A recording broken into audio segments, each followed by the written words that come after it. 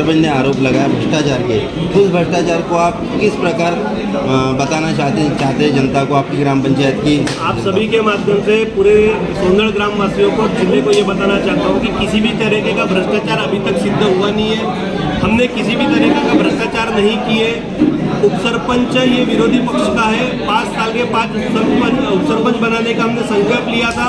2 हमारी पैनल के बने, तीसरा विरोधी पक्ष का बना, और उसके पुराने कुछ बिल है जो ग्राम पंचायत में काम नहीं करते हुए उठाने का दबाव मेरे पे डाला जा रहा था। इसलिए वो उपसरपंच बना ताकि वो मेरे को सरपंच पद से हटा सके और कार्यवाह सरपंच बनकर अपने जूने पैसे जो काम नहीं किए उसको निकाल सके।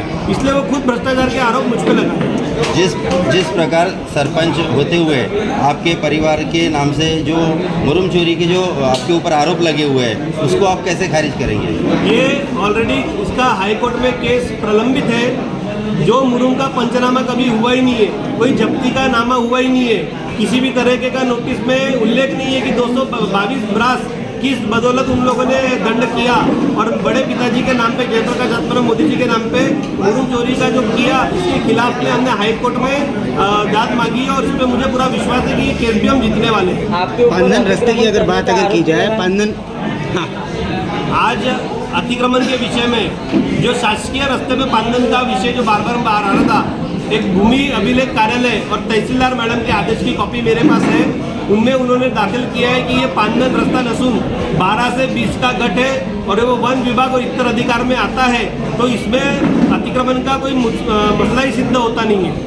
आरोप जो बताया गया है ग्राम पंचायत में आपके द्वारा करोड़ों का घोटाला हुआ है, ऐसा आरोप किया गया है, क्या कहेंगे? उन्होंने 60 लाख के घोटाले की बात पत्रकार परिषद लेते समय की, लेकिन किसी भी तरह का पत्रकार परिषद या कहीं पे भी सिद्ध हुआ नहीं है। हमने कोई भी भ्रष्टाचार किए नहीं है। जेएम पोर्टल के माध्यम से खरीदी हुई है, CSR रेट के अंदर हुई है और ये सरकार मान्यता के अंदर खरीदी हुई है। और खरीदी करते समय सारे मीटिंगों की मंजूरी ली गई है, वो खुद वहाँ पे उपस्थित थे, उनके दस्तावेज की पुरावे हमारे पास उपलब्ध है। आप खुद सरपंच हो और आपके अपोज में जो है उपसरपंच है, खुद ही कामों को मंजूरी जो है प्रोसीडिंग में ली जाती है, उसके बाद आपके ऊपर ही भ्रष्टाचार करने के आरोप लग रहे हैं। बिल्कुल, आपके माध्यम से भ्रष्टाचार की जो बात है, तो वो खुद हर मीटिंग में उपस्थित रहते हैं, मंजूरी देते हैं, कभी आज तक के उसका विरोध किया नहीं। और आज जो मैंने बताया कि खुद के जूने पैसे निकालने के लिए जो कि काम ही नहीं किया, मेरे को हटाकर खुद सरपंच बनने का मुंगेरी लाल के हसीन सपने को देख रहे हैं और अपने जूने पैसे निकालने के लिए सब षड्यंत्र रच रहे हैं। एक तरफ देखा जाए तो उनका कहना आ रहा है कि हमारे देश के अंतर्गत करोड़ों रुपए के काम हुए, लेकिन 40-60 का जो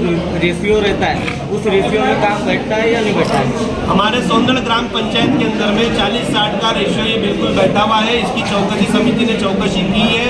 आज तक के ग्राम पंचायत में MRGS के कोई भी बिल का देय अदा किया नहीं, क्योंकि पिछले 1.5 सालों से जिन लोगों ने काम किया है उनके पैसे अभी तक ग्राम पंचायत के खाते में आए नहीं है, तो भ्रष्टाचार का सवाल ही पैदा नहीं होता। आप एक तरफ बोल रहे हो बार बार उन्हें कि राजीनामा दो, राजीनामा स्वीकारने का अधिकार सरपंच को रहता है। राजीनामा स्वीकारने का अधिकार सरपंच को ही रहता है। लोक नियुक्त सरपंच 1959 के तहत में ये कार्रवाई के अध्यक्ष होने के कारण उपसरपंच का राजीनामा ये सरपंच स्वीकारता है। इसलिए हम उनको उन्हीं की भाषा में पूछ रहे हैं कि उन्होंने अपना राजीनामा दे देना चाहिए, क्योंकि भ्रष्टाचार सिद्ध किया ही नहीं तो होगा कैसे?